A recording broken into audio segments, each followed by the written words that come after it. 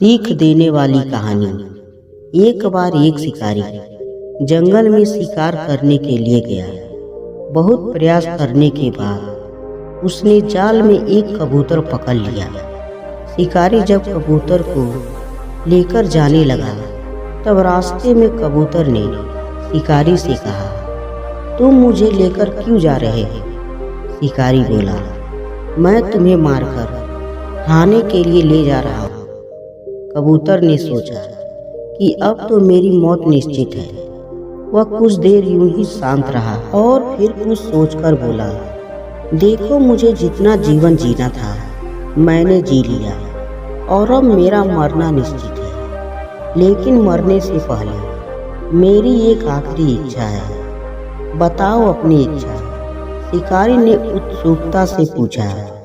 कबूतर ने बताना शुरू किया, मरने से पहले मैं तुम्हें 2 सीख देना चाहता हूँ। इसे तुम ध्यान से सुनना और सदा याद रखना।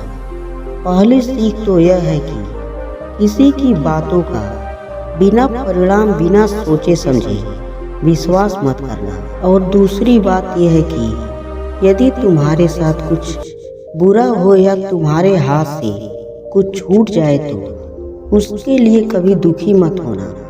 शिकारी ने कबूतर की बात सुनी और अपने रास्ते आगे बढ़ने लगा।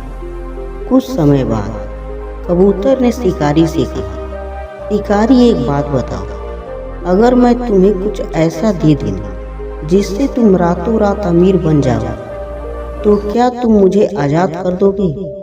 शिकारी फौरन रुका और बोला, क्या है वो चीज़, जल्दी बताओ।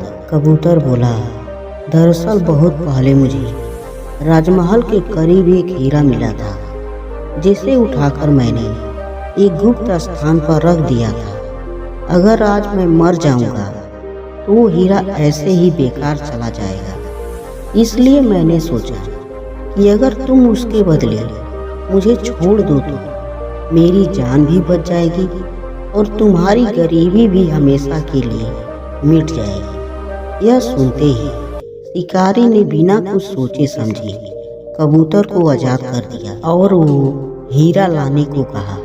कबूतर तुरंत उड़कर पेड़ की एक ऊंची शाखा पर जा बैठा और बोला, कुछ देर पहले ही मैंने तुम्हें एक सीख दी थी, किसी की भी बातों का तुरंत विश्वास मत करना, लेकिन तुमने उस सीख का पालन नहीं किया। दरअसल मेरे पास कोई हीरा नहीं है और अब मैं आज़ाद हूँ। यह सुनते ही शिकारी मायूस हो पछताने लगा।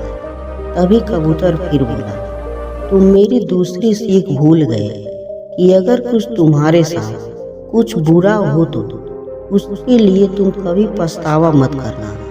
सीख। इस कहानी से हमें ये सीख मिलती है कि हमें किसी अनजान व्यक्ति पर आसानी से विश्वास नहीं करनी चाहिए और किसी प्रकार का नुकसान या असफलता मिलने पर दुखी नहीं होना चाहिए, बल्कि उस बात से सीख लेकर भविष्य में सतर्क रहना चाहिए।